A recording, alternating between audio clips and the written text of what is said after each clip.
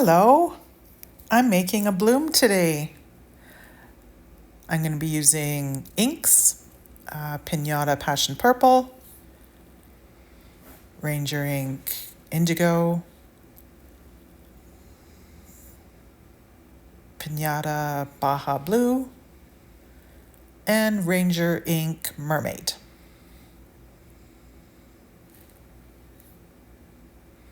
Ranger ink Mermaid, there it is. And I'm going to be using, for my white paste, I think it's Limino, oh that's glitter. I'll tell you about the glitter in a minute. Limino white paste, it's from Amazon, and I'm going to do either one of two things. I'm either going to use Color Arts Interference Blue mixed in with the paste, or Pearl Mixative from Ranger Ink. Haven't decided which one yet. And my resin, my cold, bubbly resin. I've been sitting here for half an hour waiting for this resin to get even remotely warm, and it's not getting warm at all. But I've run out of patience, and I'm just going to start pouring. So it is a new to me resin. I have used it in one other project just to make sure that it will actually cure. Cures fine.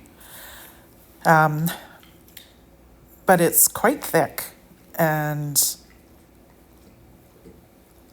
it's not getting warm at all. I'm used to my resin getting warm like 20, 30 minutes into it, and this is not getting warm at all.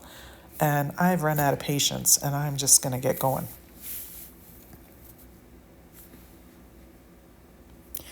It is a 1-to-1 resin. It comes from crystal resin.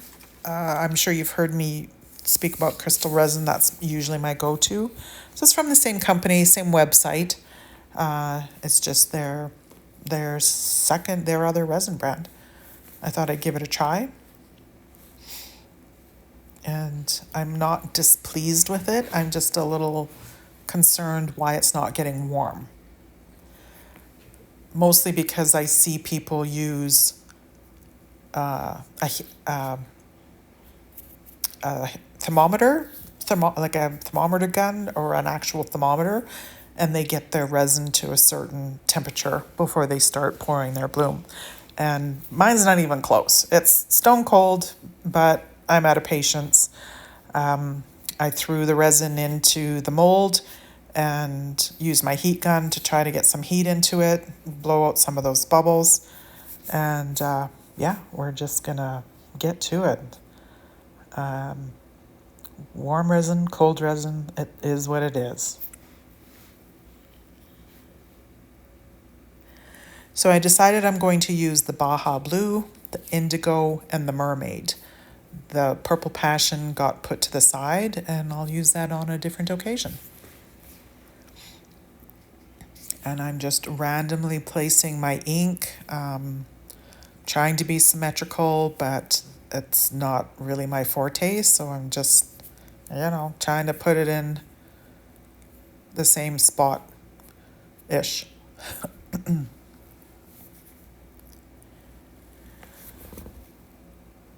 So it's been a few years since I made a video. If you've watched my channel before and this popped up on your YouTube feed and you went, what the heck? Where has she been? It's been a few years, 3 years, I think, since I posted a video. Long story short, I moved away, and the place that I was living in was not conducive to doing art. It definitely wasn't conducive to doing videos. It was dark. It was not very good airflow. And instead of trying to just make that all work, I just kind of put the video making to the side, and I still did some art, mostly tumblers, and I've actually moved back home now and to my old house, and have started to gain a little bit of momentum with my art. And some people have convinced me to get the camera going again. Here is my white paste. I didn't make it very opaque. It's quite transparent. And I added in some interference blue. So I'm going to try the interference mica to see what kind of effect I get out of it. I've seen people use the pearl mixative, but I don't think I've seen anybody use interference mica. So I'm hoping that this will kind of give a new take on creating the bloom. And if somebody's done it before, that's great. If you could tell me who it was so I can see how theirs turned out, that'd be awesome. So I'm just going to swirl my ink around a little bit.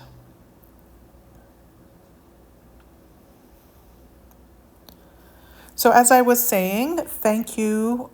Big shout out to Petra Youngblood and the girls over at the Friendship Express collaboration. I was watching a premiere of Petra's one day, and everybody was very encouraging and welcoming to have me join them for this Bloom collaboration. So happy to be here, very happy to be here. And thank you for the invite and the encouragement. Art people are just so wonderful, and when you find a good group of people, it's so nice to be included.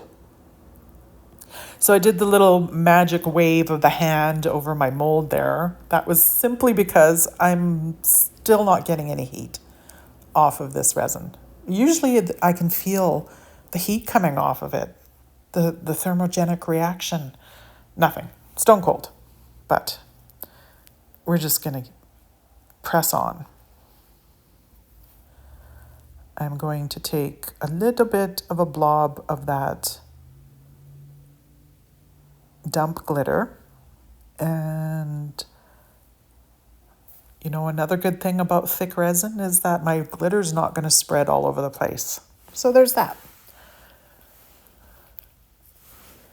When I do tumblers, I always have a little bit of glitter left over. So I pour it in a cup and I kind of keep light colors together, and I dump them in little cups, and then I stir them up and mix them together, and it's like a custom mixed glitter, and I end up using them for something else eventually.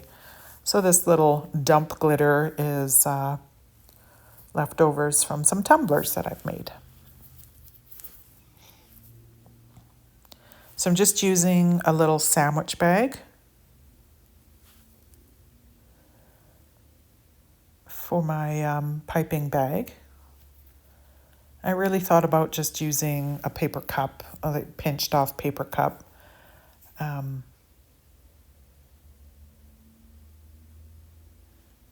But I don't know. I thought I would maybe pour too much white, get too many blobs. I don't know. This just seemed a little bit more authentic bloom making process. But you can see I go totally off script here. I start off with a semi-circular-ish spiral pattern, and then it goes into more like an octagon shape.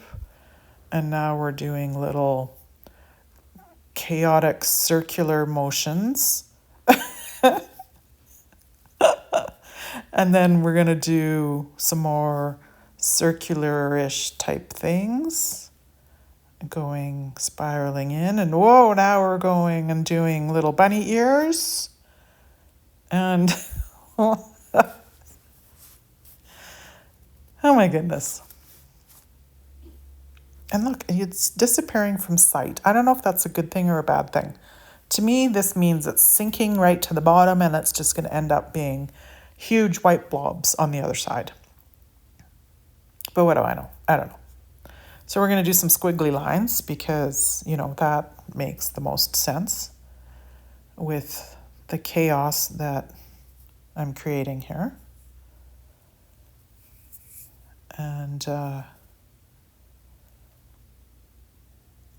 I think I just decided that I don't have the patience to make things perfectly symmetrical. So I'm going to go with, standing a better chance of having something completely chaotic and petals in the wind kind of thing. I really do admire the perfectly symmetrical blooms. I applaud the people that have the patience to do it. At this moment, I do not have the patience to do a perfectly symmetrical bloom. Nothing is symmetrical about this at all at this point. But hey, we're having fun.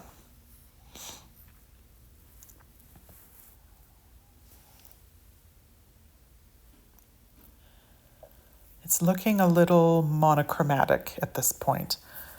I'm not even sure that there'll be any kind of, color variation or anything on the other side. But that's okay. It's better monochromatic than having things that clash and don't look good together, I guess.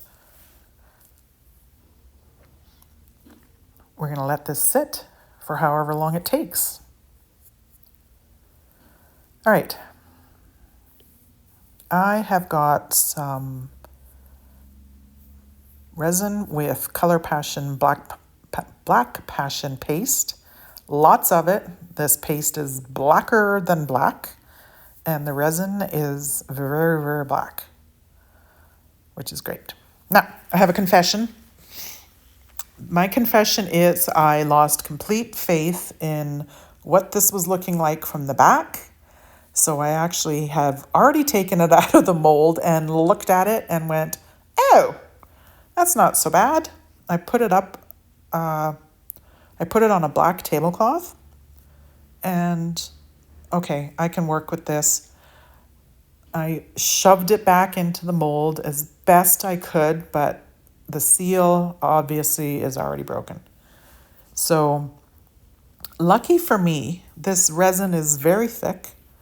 It doesn't want to move anywhere. So I am able to just push it up against the edge. And you know how you get that sharp little rim of resin from the inside of your mold? There's that little lip.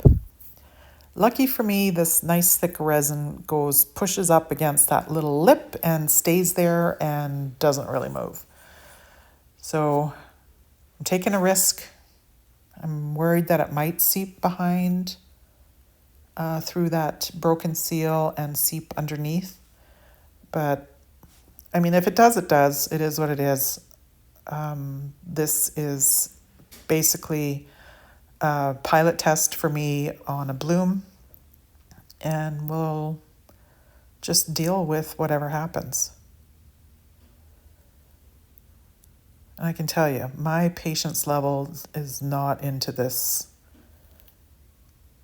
pushing carefully up to the edge. But I'm also going to be mad if it seeps behind.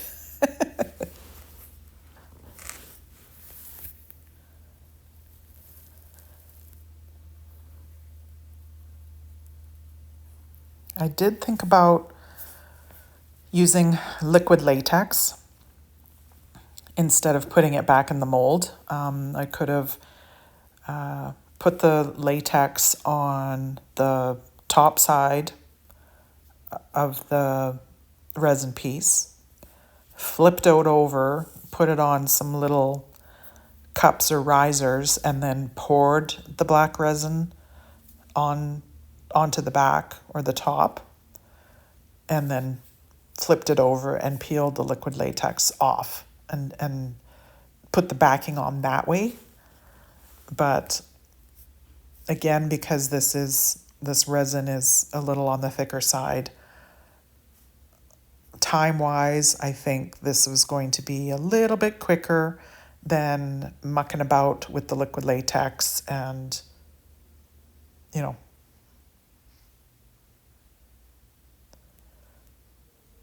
messing around with it.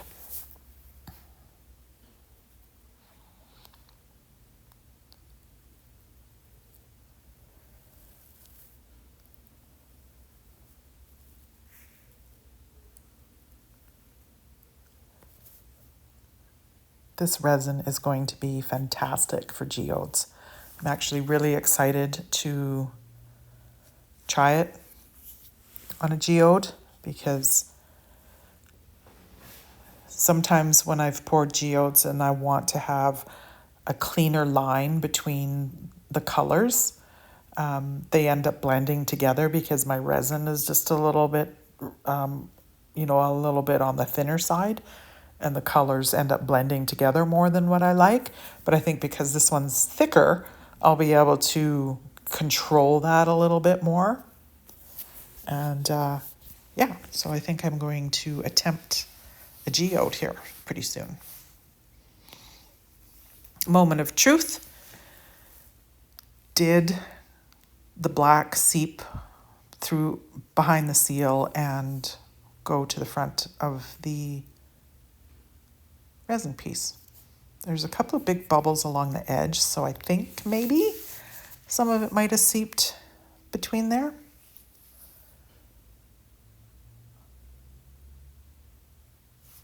But we shall see. I'm excited to see what that interference blue mica did with this black background.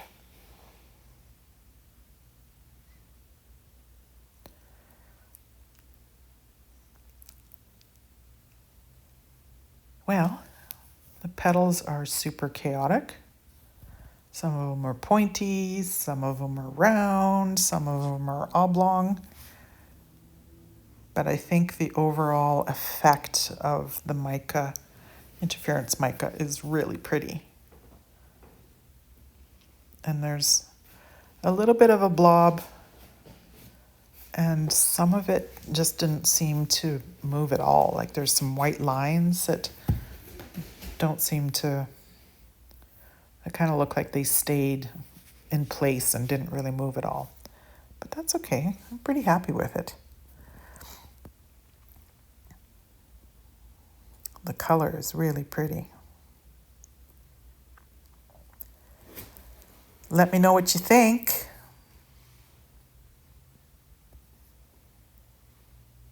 There's some sharp little air pockets along the edge too that I'm going to have to deal with. I might sand them down and actually put a clear coat on top.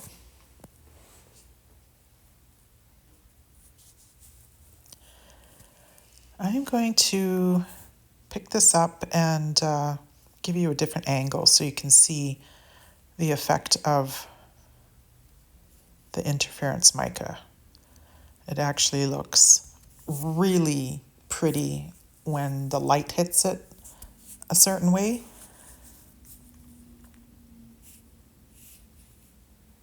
It's almost like chameleon powder. Ooh, pretty.